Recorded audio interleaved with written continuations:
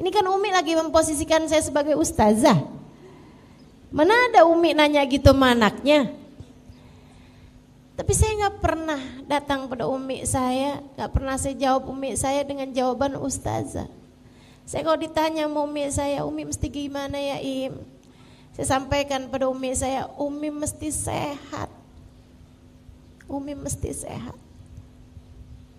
Umi mesti sehat. Biar Umi bisa enak ibadah, biar Umi bisa enak doain kami anak-anak Umi.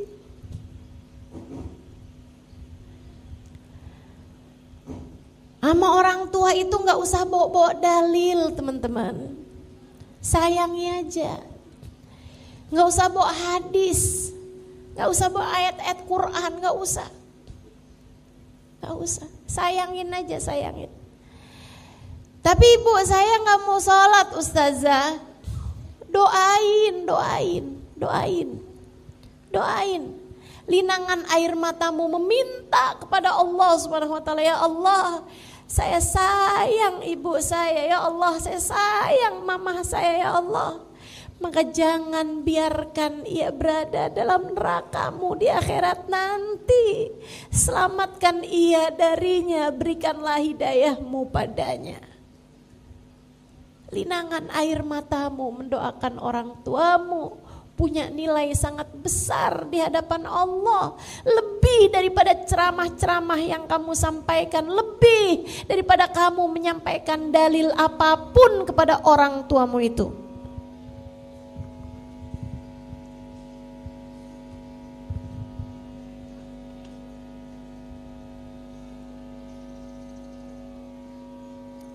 Bakti sama orang tua membuka pintu rezeki.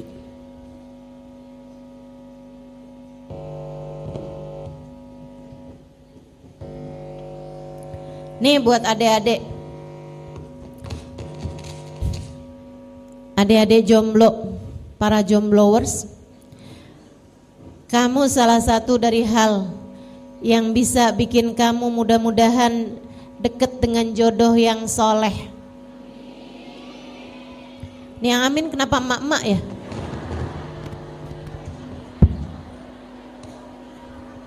Doain anaknya, iya. Coba lihat bagaimana caramu memperlakukan orang tuamu.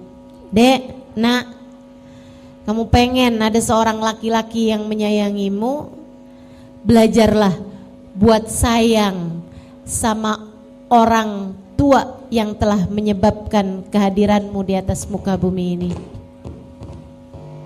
Saya tahu orang tuamu gak sempurna,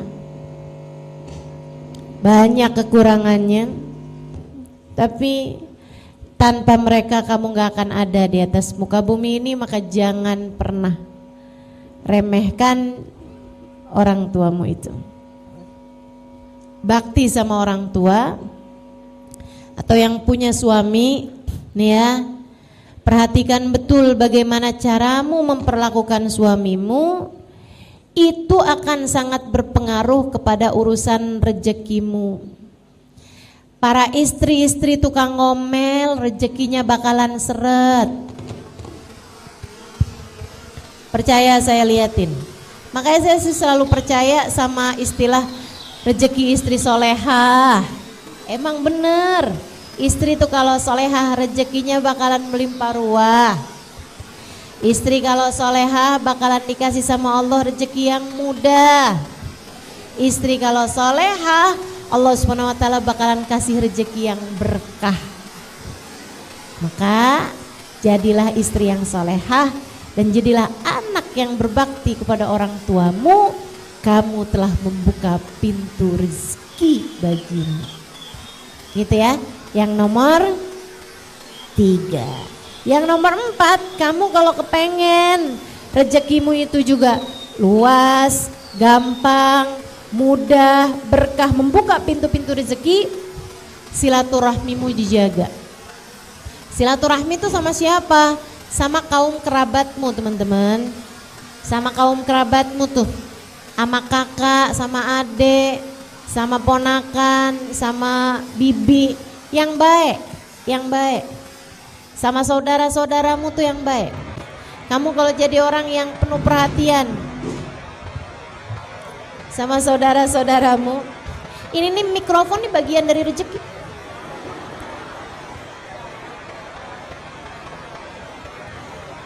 Ya ini rezeki saya nih hari ini. Ya udah mesti terima gitu kan. Iya, saya sih nerima, nggak tahu ibu-ibu dari tadi yang apa sih nih? Nggak apa-apa Bu ya. Orang udah mengusahakan yang terbaik, insya Allah. Bagaimanapun semuanya ada di tangan Allah Subhanahu Wa Taala. Allah lah sang pemberi rizki. Tuh kan, kalau kita terima rezekinya jadi bagus. Gitu ya, silaturahmi dijaga, silaturahmi sama kakak sama adik itu yang baik. Kamu kalau ingat saudara kamu, ingatnya gini nih, teman bisa datang dan pergi, tapi saudara kalau hilang, di mana kamu bisa cari? Saudara kamu kan cuman itu aja Bu, kamu nggak bisa pilih-pilih saudara. Itu siapa sih ngeliatin kamu mulu? Oh itu dulu kakak saya. Sekarang udah jadi mantan. Emang bisa begitu? Nggak bisa. Kamu kepengen rezekimu jadi mudah, silaturahmimu tuh harus tersambung sama saudara-saudara yang baik-baik, yang baik sama saudara. Jangan tinggalin saudaramu. Kamu kalau lagi dapat kelebihan rezeki, bagi, dahulukan saudara-saudaramu. Cari tahu keadaan saudara-saudaramu, siapa yang sedang membutuhkan, bantuin. Jangan takut, jangan takut. Ustazah saya punya saudara jahat-jahat semuanya. Warisan saya ustazah dia kuasain. Misalnya, Bu, kalau saya sih ya Bu ya, urusan harta tuh Bu tuh, yang hilang bisa dicari. Iya kan? Urusan harta tuh Bu bisa datang dan pergi. Tapi saudara tuh kalau kita kehilangan, kita gak bisa dapetinnya lagi. Jadi kehilangan harta gak apa-apa, jangan bikin kamu kehilangan saudara. Orang gak akuran sama saudara gara-gara urusan warisan, jangan. Kalau ada saudara kamu mau ngerebut warisan, biarin. Yang penting kamu jangan pernah melakukan hal itu terhadap saudara-saudarimu itu. Kalau ada di antara saudara-saudarimu, kamu tahu ngambil sesuatu dari hartamu, ini pesan dari orang yang sangat saya sayangi. Kalau kamu tahu saudaramu ada yang ngambil sesuatu dari hartamu tanpa seizin darimu, mencuri misalnya, ngambil harta kamu misalnya, buruan halalin. Buruan hati kamu tuh bilang, ya Allah saya sudah menghalalkannya ya Allah. Saya sudah menghalalkannya ya Allah, jadikanlah itu sebagai sedekah saya buat dia ya Allah. Jadikanlah itu sebagai hadiah saya buat dia ya Allah, saya sudah menghalalkannya. Buruan halalin. Kenapa gitu? Biar dia jadi harta yang bagus buat saudaramu itu. Nanti kalau hartanya bagus, bakalan perbuatannya, keadaannya juga bakalan jadi bagus. Tapi kalau kamu selalunya itu nggak menghalalkan, apalagi kalau sampai kayak begini, punya saudara begitu modelnya maling, ngambilin harta saya, seumur hidup nggak bakalan saya maafkan. Tar di akhirat saya tuntut saudara saya. Saudariku sekalian yang saya muliakan, jadinya kamu bukan cuma kehilangan harta, kamu juga kehilangan saudara. Kesian saudaramu itu. Bisa jadi dia ngambil sama kamu karena memang keadaannya sedang sangat-sangat sulit, sementara dia susah untuk menceritakannya kepadamu. Kalau kamu tahu saudaramu mengambil sesuatu dari hartamu, ajak bicara. Apa yang bisa saya bantu? Apa yang bisa saya lakukan untukmu? Keadaan kamu sekarang lagi kayak gimana? Bu, to'amut nen kafis salasa. Kata Nabi Muhammad, makanan 2 orang kalau dimakan rame-rame, dimakan barengan cukup buat 3 orang. Makanan buat 2 orang kalau dimakan barengan, makannya rame-rame barengan, itu bisa cukup buat 3 orang. Rezeki juga gitu. Rezeki kelihatannya dikit, kalau kamu bagi ada orang lain ikut menikmatinya, bakalan cukup buat banyak orang. Buat banyak orang. Alangkah indahnya kalau rezeki kamu tuh saudara-saudaramu ikut-ikutan menikmatinya. Ustazah itu kan kalau duitnya banyak, nah saya duit Ustazah buat sendiri aja nggak cukup. Oh kamu nggak tahu. Allah tuh Bu ngasih rezeki itu nggak gitu modelnya. Ini saya dapat dari guru saya Hubabah Maryam. Halimah, kamu jangan pernah takut ngasih buat orang lain. Allah Halimah, kalau lihat kamu jadi sebab Allah ngasih rezeki kepada hamba-hambanya, Allah akan mengalirkan rezekinya orang-orang lewat tangan kamu. Kamu kalau Allah lihat suka bagi-bagi, Allah bakalan ngasih rezekinya orang-orang lewat diri kamu, sehingga kamu yang bakalan dikasih sama Allah Subhanahu wa taala rezeki yang paling melimpah. Jadi jangan takut untuk memberi dan bersilaturahmi kepada saudara-saudaramu terutamanya, sebab itu adalah pintu pembuka rezeki. Berikutnya sedekah. Ya, yang kelimanya adalah sedekah. Itu tadi sedekah tuh. Sampai-sampai katanya Nabi Muhammad alaihi wasallam, innal bala la yatakhatta riqabas sadaqah. Sungguhnya bala enggak akan bisa ngelewati pundaknya sedekah. Jadi kalau udah ketahanan sama sedekah, kita tuh ngerjain sedekah, itu bala mau turun keangkat semua. Enggak jadi tuh, mendal semua, mental semua. Balanya, musibahnya mental kalau kehalangan sama sedekah. Teman-teman sekalian, sedekah itu memang benar-benar bisa memberikan rezeki dari Allah Subhanahu wa taala. Itu akan lebih mudah kamu mendapatkan rezekinya, segala macam rezeki termasuk kesolehan anak-anakmu seperti yang sudah saya sampaikan. Itu kalau kamu sedekah tuh bisa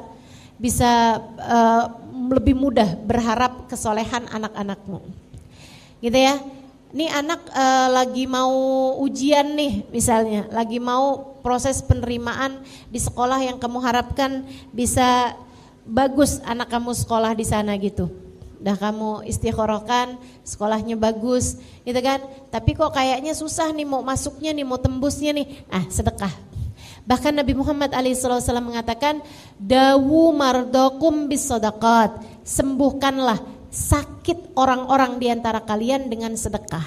Ibu-ibu sekalian, mohon maaf, hati suamimu misalnya sedang berpaling kepada perempuan yang lain yang gak halal baginya. Kamu mesti ngapain? Ini dia nih, kamu mesti membuka pintu rezeki. Rezeki taat, rezeki hidayah, rezeki hati yang bahagia, rezeki takwa ke dalam hati suamimu dan ke dalam hatimu sendiri juga, dengan salah satunya adalah bersedekah. Sedekah, jangan takut sedekah. Dan gak usah nyari yang jauh-jauh Bu kalau sedekah itu. Yang ada di sekelilingmu, tetangga-tetanggamu, orang-orang yang datang ke rumahmu, saudara-saudarimu mungkin, al-akrab yang terdekat yang harus didahulukan. Orang yang kerja di rumahmu mungkin itu dulu yang harus kamu dahulukan gitu. Ustazah mesti niat nggak sih kalau misalnya gitu, ya Allah nih mudah-mudahan nih hati suami ini biar nggak tertarik sama yang haram. Saya sedekah dengan niat semoga Allah Subhanahu wa taala kasih kesembuhan pada hati suami saya yang sekarang sedang berpenyakit mencintai yang haram. Mencintai yang haram tuh penyakit apa bukan penyakit? Penyakit, saudaraku sekalian saya muliakan. Suka sama barang-barang haram penyakit apa nggak penyakit? Penyakit. Makanya buat balikin nih, buat sembuhin, salah satunya kata Nabi Muhammad, dawu mardokum bisadaqat, sembuhkanlah orang-orang yang sakit di antara kalian dengan sedekah-sedekahmu itu. Sedekah.